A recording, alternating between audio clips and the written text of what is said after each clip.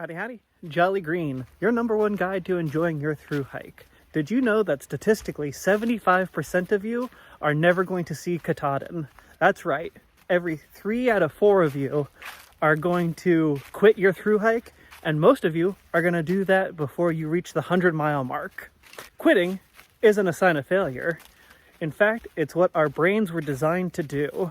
We're going to be going through Robin Sharma's 5 a.m. club model to talk about the 3 different stages of becoming a thru hiker. And if you can make it past the first 66 days, then you're almost guaranteed to finish your trek. Follow me. And it all comes down to the 3 basic phases of building a new habit.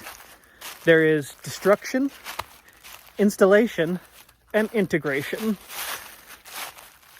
Here in part 1, we're going to be talking about destruction. Destruction is destroying your old self and your old identity. This is the part where your body is going to ache the most. You're not used to hiking this amount. And your brain is going through massive changes as well. Starting with the body, this is Wolff's Law in action. Wolff's Law is basically the use it or lose it. If you're going to be putting strain on a part of your body, more of your body's resources are going to be supplied to that part. So I'm going to guess that you haven't been backpacking 8 to 12 miles every day for months at a time. And so it takes a little while for your body to actually build up to that. And so by breaking down some of your other muscles, your body is going to start rebuilding this. And this is where you start getting into your trail legs, where they usually don't come for a few hundred miles, where you can start getting all of those crazy miles and your body starts hiking more and more and being used to it. It takes quite a while for your body to actually physically break down and get to the point where it needs to start hiking more and more. I know for me personally, my body took a very long time to get to those trail legs, and I felt like I was hiking about 8 to 10 miles for most of the trail. However, whenever I got to a little bit before the halfway point, I started to feel a drastic shift in my body, where first of all, I needed to eat twice as much. I started getting that hiker hunger, and after that happened, I was able to start hiking much more, and I eventually got to the point where I was consistently hiking 17 to 18 miles a day. But I didn't start that way. In fact, I started off going pretty slow, but by working myself up to it, I was able to give my body time to adapt to it. It's not just your body that's breaking down, it's also your mental faculties that are getting really drained. You see, we're not used to thinking this way of how many miles do I need to go, where am I stopping to sleep, do I need to carry this amount of water for the next few miles, or is there going to be another water source up ahead of me? Our brains are not really used to asking ourselves these questions all day, every day, and it can bring a lot of mental fatigue to our day.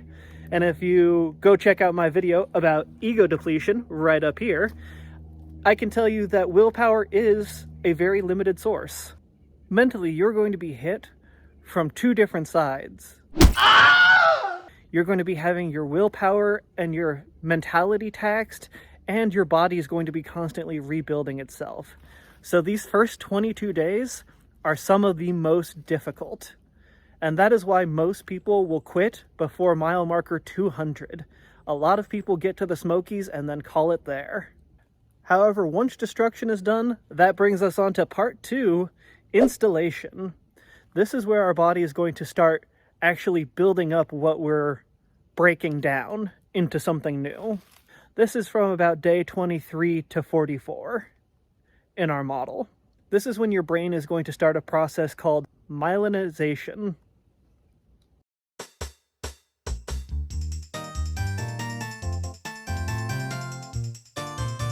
This is when your brain starts to actively coat neurons in a new fatty sheath so that it becomes easier and easier for those thought processes to happen more naturally. This is also where dopamine tends to dip. You see, once a lot of the novelty of doing something new has worn off and you're now doing this for a little bit over a month and you're getting into 2 months, a lot of the newness starts to wear off, and this is where people start to get the Virginia blues. Or, as James Clear says in his book, Atomic Habits, the valley of despair. This is whenever you're building up something new that you're doing, and you're no longer getting those rewards of doing something new, but you're also not doing anything that you're good at yet, and you start to hit that middle point where you're starting to dip down and get really disappointed with everything that you're doing and how it feels.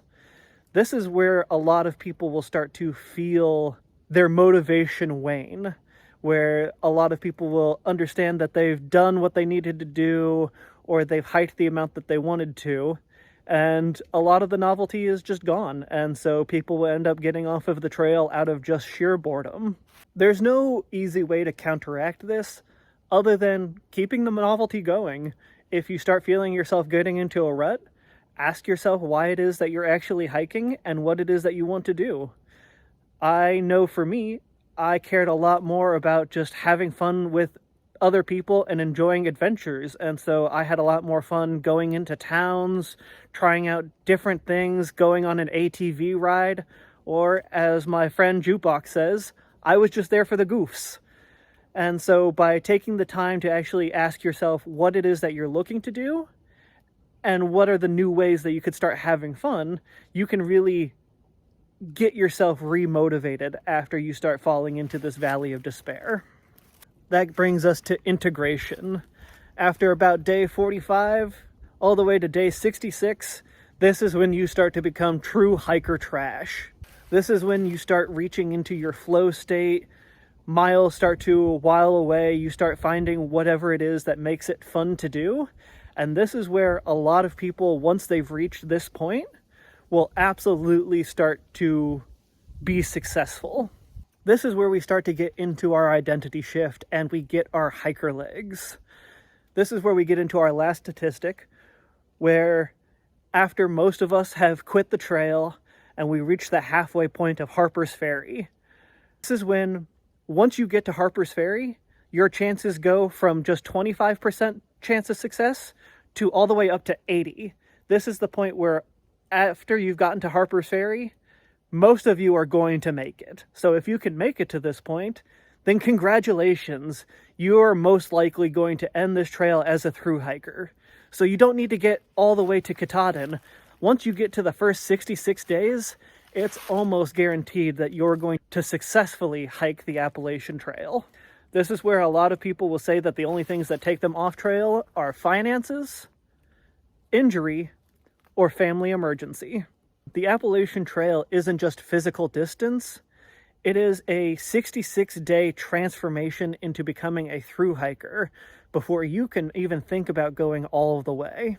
Most people quit in the destruction phase because they don't know that a reward is coming yet. Simply put, don't be a statistic and enjoy the process and understand that it's going to get better as you keep going, and your body is naturally building itself up to make yourself into a successful thru hiker.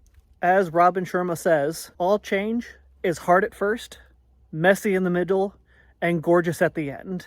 If you're in the middle of your destruction or installation phase, then just keep walking and know that it gets better along the way, and you're never going to regret being a full thru hiker. I believe in you, and remember, say yes to side quests. I love you.